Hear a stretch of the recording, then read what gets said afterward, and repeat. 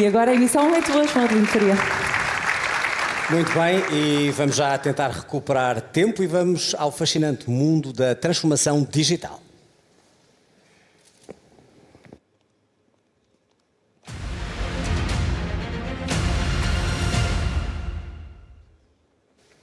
O nosso próximo convidado ajuda as empresas que procuram a forma mais correta de utilizar os instrumentos digitais, a utilizarem essas tecnologias e aumentar o seu valor. Curiosamente, ele encontrou várias situações em que já aqui está. Professor Michael Wade, welcome. We have your picture already. I'm going to speak a little bit more in Portuguese and I get back to you in a second, okay? So, dizia eu que a investigação que fez mostrou que 87% dos programas de transformação digital falham. Vamos querer saber porquê. Portanto, o nosso novo convidado é professor em Innovation and Strategy and directs IMD's Global Center for Digital Business Transformation. Escreveu vários livros, muitos case study e, curiosamente, foi eleito para o Digital Shapers Hall of Fame. Professor, welcome to this conference. Thank you for waiting. It's our delay, it's our fault, but let's get to the business right away. We have a room full of people here and live across the world, and everybody wants to hear from you your thoughts about the digital transformation and why it is so difficult, why so many fails. It's your turn, please, Professor. Welcome. Well, thank you very much for inviting me, and I envy you being together in a room. I wish I was there with you. Next time. So it's very nice to be here. Next time, indeed. And also hello to Philippe and Paolo, who are going to lead a discussion after this session. So I'd like to talk about digital transformation. It is a buzzword. I think you have to agree. Everybody talks about it, but it is quite rarely defined. So what exactly is digital transformation? Because I think the first step towards achieving it is understanding exactly what it is. So what is it and what isn't it? And so often we see it described in kind of these terms, and you even see these kind of images. You know, it's like a project, it starts, and then there's some kind of a magical metamorphosis, and the caterpillar turns into a butterfly, right? And you've achieved your goals in digital transformation. This is not what we see at all. These projects are often long, they take a long time, and they never actually finish. It's a constant process of change and transformation. And by the way, you may think it's nice to be a butterfly, but the average life of a butterfly is about 3 days. So you certainly want your digital transformation to last longer than that. So what is digital transformation? Well, it's not this either. I mean, you can spend a lot of time with Post-it notes and, innovation, design thinking workshops. You can come up with a lot of great ideas, but this is not going to give you the results that you need. Digital transformation is hard work. It's about, scaling promising ideas into, breakthrough solutions and then making those big and powerful. It's also not this, right? There are so many cool technologies out there. I spend a lot of my time following these technologies and the latest and greatest, like blockchain, NFTs, metaverses. I heard the last speaker talking about this. This is really cool, interesting stuff, but it is not digital transformation. So what is digital transformation? At least for us, we define it as follows: organizational change through the use of digital tools, technologies, and business models to improve performance. And I think it's really key to break this down. Why are you doing it? Well, you're doing it for one simple reason: because you want to improve your performance. And so that has to be clarified, that has to be clear. Why? What performance impact are you looking for? Maybe it's, increased revenue, maybe it's enhanced efficiency or productivity or customer satisfaction, whatever it is, make sure it's defined clearly. And digital can help you get there as a powerful enabler, but it's not an end. It's not the result. It's not the goal. It's an enabler to help you get there. And for most cases, when it comes to digital transformation, the process is organizational change. It's not really a digital project at all. It's an organizational change project. And you're more likely to be successful if you treat it as such. Now, for us at least, we make a distinction between two things, digital transformation and digitization. Not to say that one is more important or more valuable than the other. They're both valuable. Digitization is taking something that's analog, offline maybe, and digitizing it, putting it online, making a digital version. You can get a lot of benefit from this. But this is not the same thing as transformation. Transformation is more about finding new ways to create value for your customers. It's bigger, it's more ambitious, and it's harder to achieve. So the unfortunate truth about digital transformation, and we've collected, I work at a business school and we have a research center, we collect a lot of data. We looked at all this data and we tried to figure out a number. What is the success rate for digital transformation? And unfortunately, our conclusion is that it's quite low. 87% of these transformations fail to meet objectives in some important, tangible way. So instead of talking about all the successes out there, I want to spend the time I have with you today talking about a few of the mistakes that organizations make. And anyway, screw ups are more interesting than fun success stories anyway. And I want to focus on three big mistakes that organizations typically make when it comes to digital transformation. Now, here's a question for you. When you think about this, is this a reasonable goal? I want my organization to be more digital. It's certainly a common goal. We hear it a lot. But in our view, it's a dangerous goal, and it will lead you down a path where you're focused too much on the technologies themselves, right? And one of the most common goals that we hear is we want to improve our digital maturity.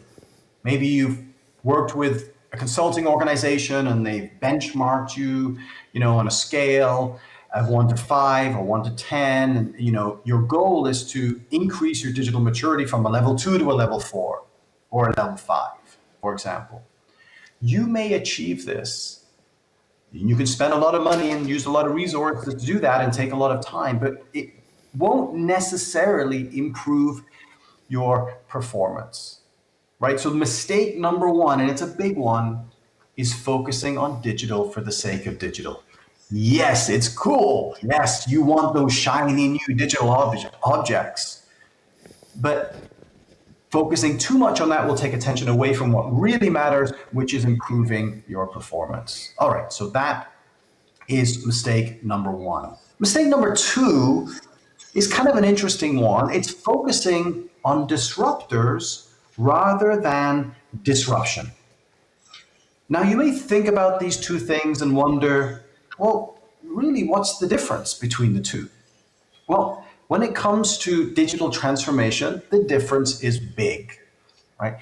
Because if you're going to be disrupted, it's going to be because of some disruption that's happening in your sector, right? The disruptors, the companies, they're just the ones that bring it to life.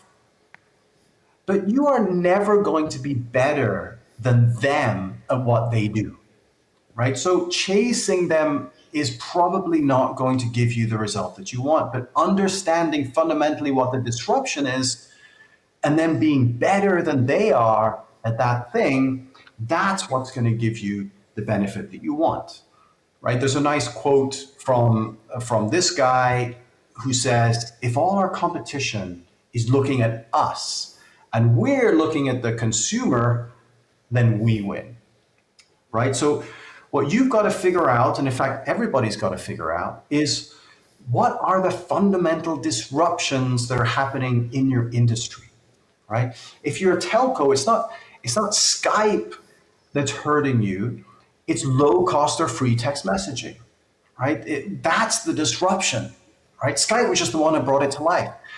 it's not WhatsApp that disrupted Skype. It's chats, right? Communities of messaging, right? Groups. So you got to figure out what it is for your sector. What are those fundamental disruptions that are changing and will in the future change your market? For us, I'm in the education space. It's absolutely clear. It's technology-mediated learning, right? That is what's disrupting our space. Many of our interactions are very much like this one. It used to be in the classroom, but now it's online, and we have to figure out how to deal with that and how to become better than everybody else in online learning. And then occasionally, strange things happen. Like a few weeks ago, when I had this session, we were Zoom bombed by a camel. And I can tell you that this did not happen very often in the physical world. So we have to be ready for anything. Now, the third mistake is a big one, and this is managing digital in silos. Now, why do organizations manage their digital transformation in silos? Usually it's for one simple reason. It's easier that way, right? You don't have to work with peers in different departments or functions or lines of business. You just have to worry about your own thing. But the problem with digital, or the opportunity with digital, it's both, is that the benefits are amplified by scale. The more it can be implemented across the organization, typically the more benefit that you get from it, which means that you have to work together, right? You have to bridge those silos. And when we looked at dozens and dozens and dozens of transformation journeys across multiple industries and geographies, we tried to understand and differentiate between successful transformers and less successful transformers. And our conclusion was that there are 10 critical elements that make a difference when it comes to digital transformation. So these are the 10. Now, the good news is it's not 30, but the bad news is it's not 3. And if you look at these 10, you'll see that they're not all to do with technology, right? There's a whole bunch of factors that are not to do with technology at all, but nevertheless matter a lot when it comes to digital transformation success. Now, we put these in an orchestra because we wanted to, use the metaphor of going and listening to music. You don't just want to hear one instrument, you want to hear multiple instruments, but they have to play together. They have to be orchestrated. So what are the 10? Let me go through these relatively quickly for you. We have, starting from the left, the go-to-market, products, services, offerings. Are they the right ones? Do they make sense today and going forward? Or do you need to think about different types of products and services? Add them, retire them, digitize them. What is the landscape? And should it change? And how do you get those offerings to your customers? The channel. Are there new channels that you can use? Digital channels, platforms. How should those channels be leveraged to improve your performance? Then there's the green section. How do you engage with key stakeholder groups? And the 3 most critical ones are your customers, but also your employees and other partners you have in your ecosystem.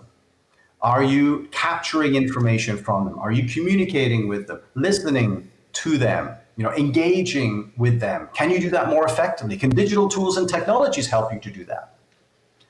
Then you have the purple section. The purple section is how you do things. So your processes.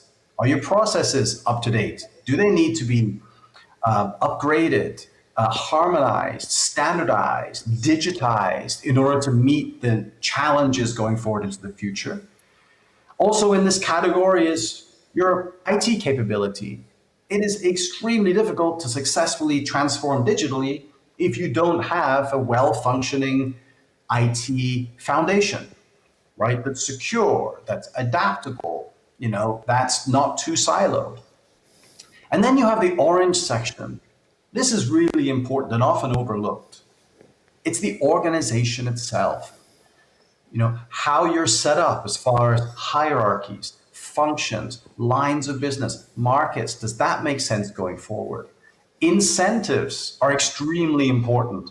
Are you rewarding and penalizing people for the type of behaviors that they'll need to compete into the future? Or do you need to change your incentive structure in some way?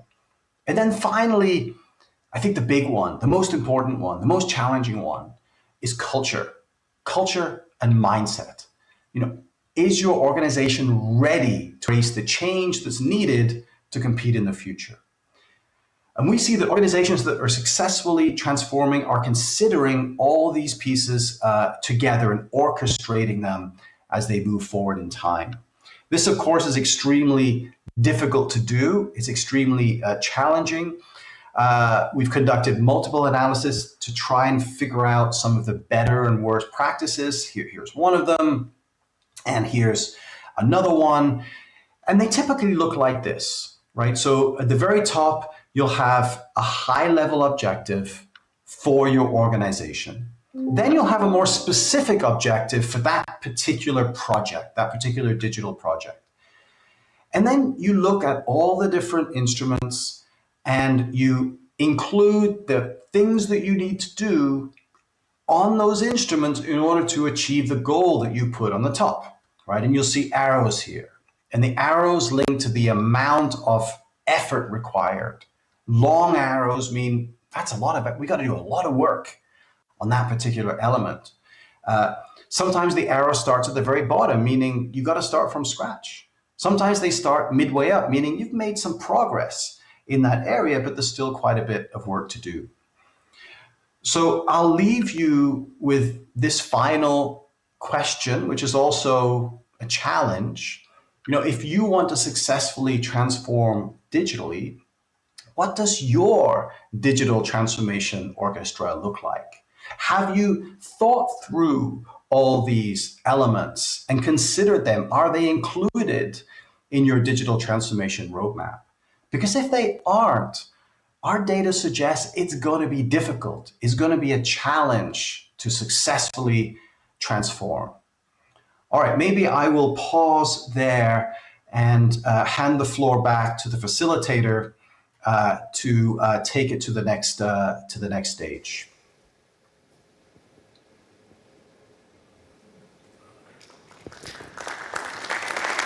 Professor Michael Wade. Professor, thank you so much. I think you have to go to your students right away. And thank you for being here and have time to talk with us.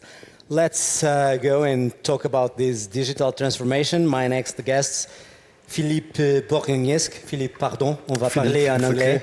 CTO at Devoteam Group, e Paulo Cardoso do Amaral, professor assistente da Católica Lisbon. Welcome. Thank you. Welcome. After this lesson, my question is still the same. Why this digital transformation it's so difficult? Why there is so many failures? 84 or 87%, 84% fail. Why, Philippe? Yeah, I think it was expressed before. It's culture mainly. I'll give you an example for a very traditional industry, insurance. Big insurance companies are reluctant to change the way and to disrupt through technology the way they operate. And still you find AI-based software for evaluating risk, for evaluating fraud.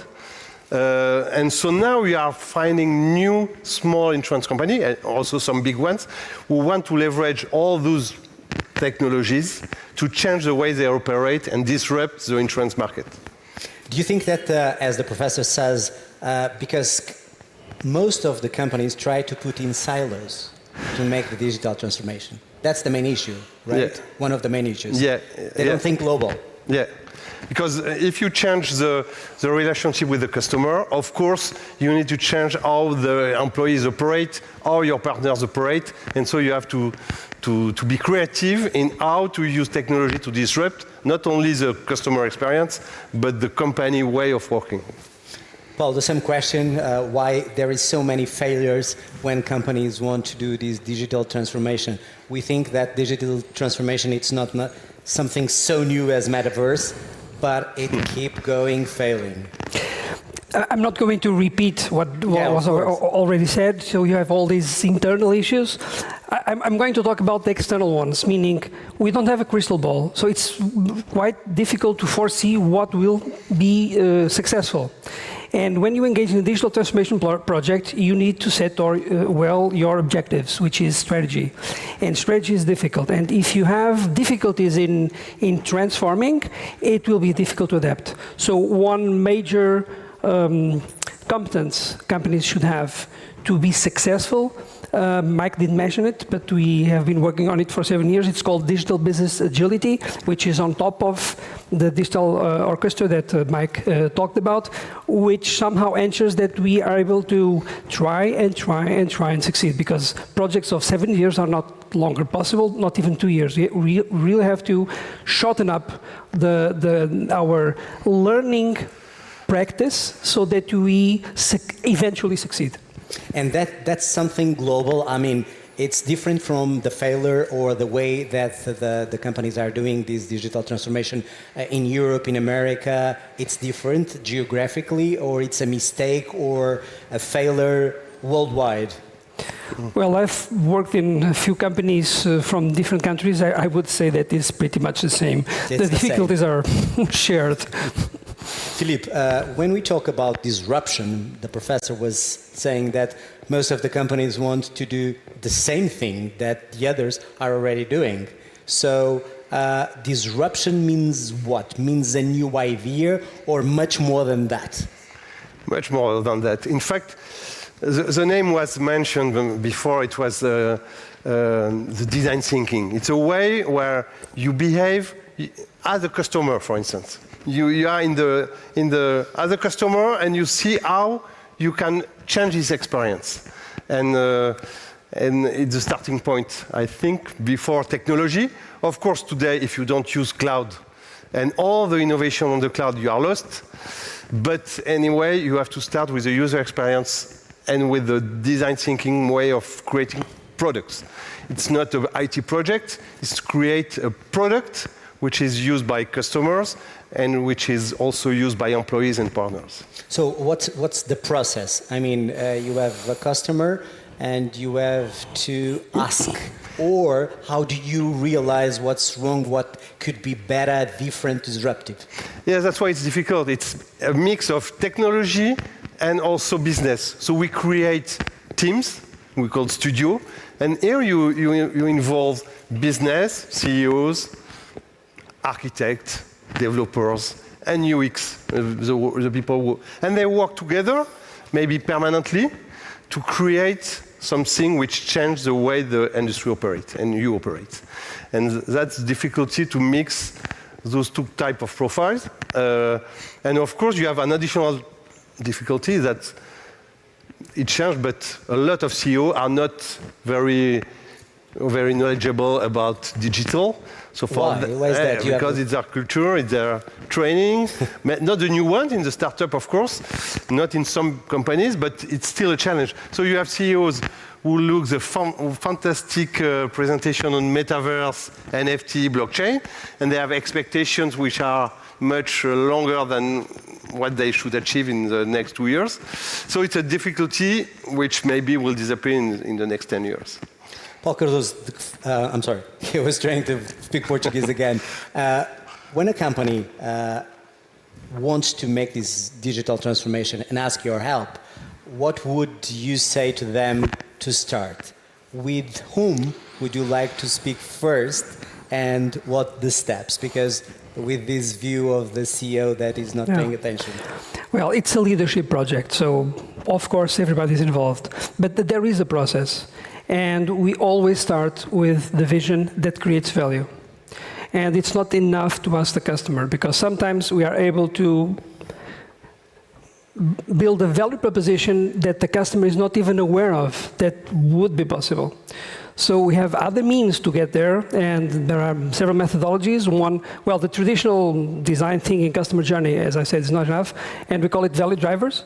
And we talk about cost value, experience value, and platform value. Platform value has a lot of network effects in it. There are several business models, so we have 15 business models to choose from, and that's it's like a menu to try to first understand what's happening. So why are current companies being successful, and what can we do to disrupt?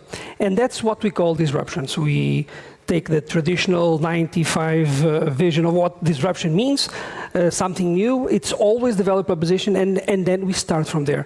With the good value proposition, we can somehow be sure that we are offering what makes sense, and the only thing that you need is to identify the sustainability of that value proposition, saying, if I build it, am I able to sustain it and make money out of it? And we have courses on that. It's easier to do this digital transformation in bigger companies than small ones, or the opposite?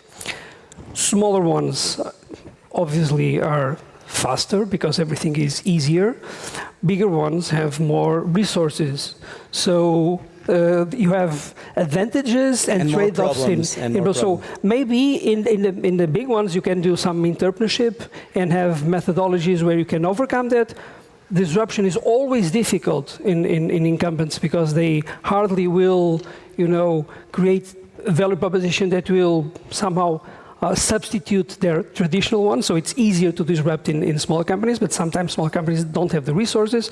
But now we are seeing all these ICOs and all these venture capital coming in, and suddenly the small companies are able to get access to big resources. I have a number of examples, and they're changing the world.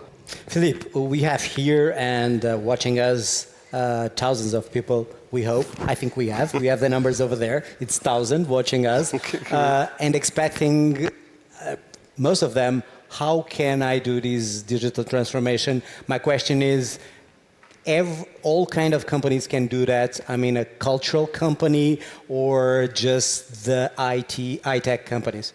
No, frankly, we think that all companies now should consider digital as a way to disrupt and become digital transformator.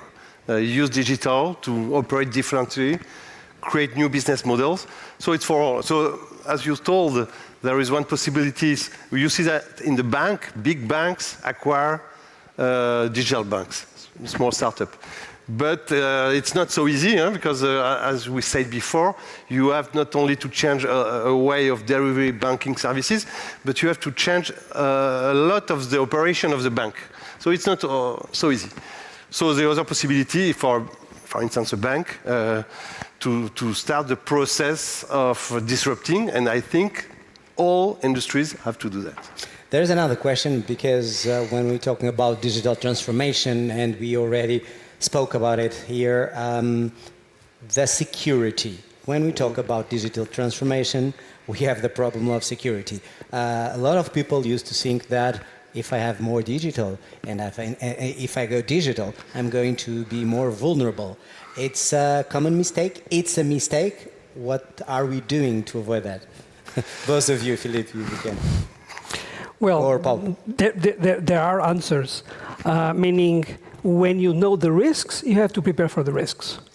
And the issue is you have people taking you that are only doing that, so they are really good. And you will never be as good as them. So you have to count on the industry, but there are solutions that can overcome the problem. And if you start using, for example, the blockchain environment where everything is encrypted, that's a completely new world where you will rethink everything all over again. You don't need firewalls because everything is encrypted, and a number of different aspects that are really more secure. Of course, you will always find some fragilities, but you have to work to overcome them. And I believe that in this sense, the future will be a better one. I agree with that. Evolve. I agree. I think cybersecurity is a key topic, and you have to manage both the innovation and the disruption and the cybersecurity. So you need teams, you need the help of the big security companies, and you have no choice. Do you think that the pandemic changed in some way the way that most of CEOs look to this digital transformation? I mean, there is a huge transformation. We talk about it all the time. the way we work, the way we sell, the way we buy, the way we do business. Is digital transformation was affected also in a big way with the pandemic, Philip? Yeah, I think that we are used to remote work. We are used to use the internet to buy services, to deliver services. So I think it contributes to accelerate the movement of digital transformation. Because 10 years ago, 20 years ago, I discussed with a big electric company about internet, and he told me, "Oh, I'm disappointed. You talk about internet. It's a game. It's nowadays, thanks to what happened in the past 10 years, it accelerates." Paul. I think that there is more to it, because the pandemic's helped, but there is really more to it. Look, the change is there. The difficulty starts in we try to change with the technologies that we already know. And if we try to do the same, even with new technologies, we are not changing. So we have to do both things. First, learn about the new technologies, because the future will be built on the technologies that are being built today, and the solutions that we also don't know. So you have to play like two chess games at the same time, and that's the challenge. Now there are hints. So I believe in this evolution much more than pandemics, because there is a change, but it's more to it. So if we look back, we started changing functions and then processes, and then with the internet we start connecting companies. The future will be ecosystem level. We already know it. So companies have to devise today what they think will be their next value chain, where they will be competing, and in which ecosystem or ecosystems they will be competing. And ecosystems are basically networks of networks.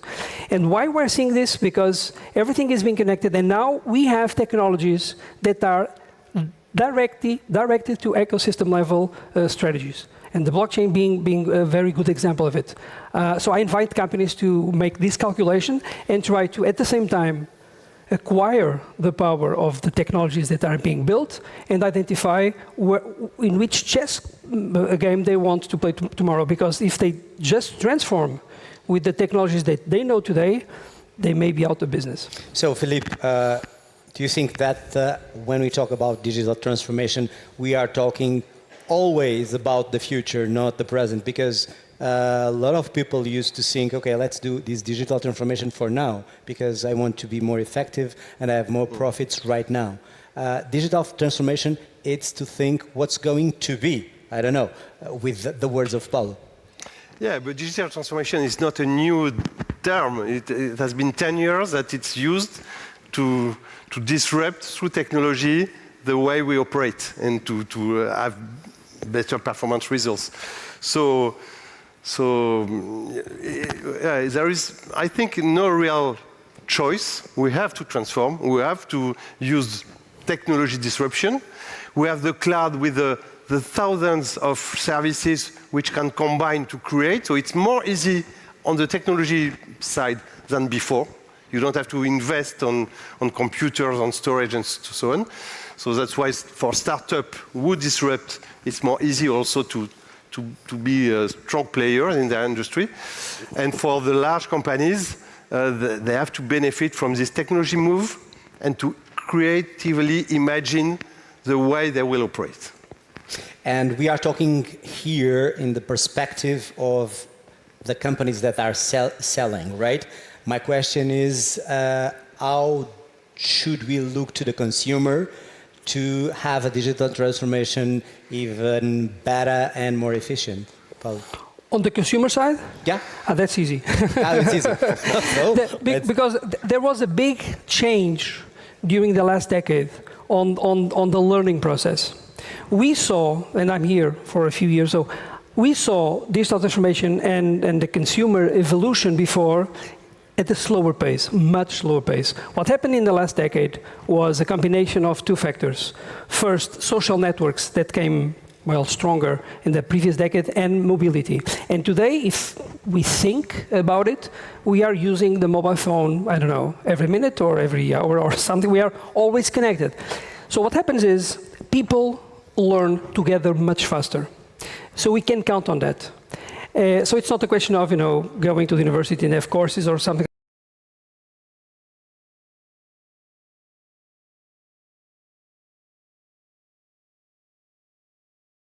Of course you can have it, but we can learn together as society much faster, so we can build on it. And we should tackle that capability. And even companies and governments or whoever entity you want, they're already using it for some purposes, but you can also use it to increase the digital capabilities of people that it's learning by doing with themselves, a lot of emotions, because networks are pretty emotional, and something that I know, because I'm a professor, without emotions we don't learn. It's exactly the opposite. We need emotions, and we can use it to our advantage. Use emotions. Oh, yes. Isn't that very dangerous in one way?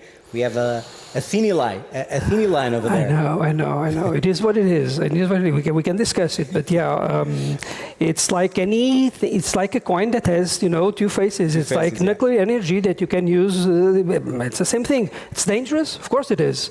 Can you use it to manipulate? Of course you can. Don't do it.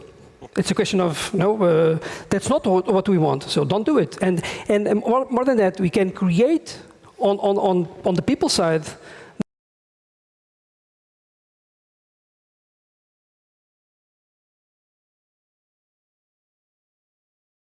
The capability of being resilient to manipulation, like learn to verify your facts, ask questions twice before jumping into conclusions, and so on and so forth. So all that, you can do it. I'm not saying I'm not going to do it, but yeah, I believe in it, and at least with my students, I try to do something. Philip, this is a great clue to the next question. How can we link correctly the digitalization and ethics in this world? Yeah, it's tricky, isn't it? In our company, we talk about creative tech for a better change. That is, use technology in a moral way. And it's, as you said, it's not so easy. This morning you had the figures of the data created, 78 zettabytes. So you use the data, but still you have to deep dive on the persona of the consumer, or the employee, or the partner, to have empathy, to imagine his reaction if you use the data you have on him badly. And it's part of the process of creating digital products. We create data products, but it takes into account the empathy and the benefit of consumer or employee or partners. Is there any strict rules for that kind of things, or it's our ethic, our way of being honest? Trust in ourselves only when we are doing this kind of digitalization. There is a lot on research, for instance, to create ethical AI products, artificial intelligence products. So yeah, there is technology to help, but the basis is the way you imagine your product, your services, and you behave in front of your customer. Paulo, para terminar, to finish this conversation, we start with 84% of failing the digitalization, the transformation. When are we going to change these numbers? We are in this century, we think that we have metaverse and all those things. How can we change this? Well, the numbers are not new, because when I started lecturing... That's the danger thing. It's not new. That's the issue. The numbers in the 90s with traditional re-engineering projects, it was 20% success, like 80% failures, and we know that. It's still the same. Yeah, we are talking about people. It's difficult. But there are what can we do about it? That's the question, that's the right? question. Okay. First, apply methodologies, like do leadership methodology. We know, it's known. We know what we have to do, like value drivers, value creation. Why didn't we till now? That's my question, looking forward into the future. There are a number of, it's like a recipe. If I like cooking and I like eating, so in a recipe, you need to have all your ingredients right. If you fail one ingredient, you have a loss. And sometimes we focus too much on some ingredients, and we need everything put together. That's the difficulty. So, but it's known, meaning we know which ingredients you need to look at. Just you saw Mike's speech. He talked about these 10 instruments. If he was here, he would continue up to around 50 concepts that we know. At least if you have it, the probability of success will be greater. And then you need to lead, to know how to lead people and transformation, all these things.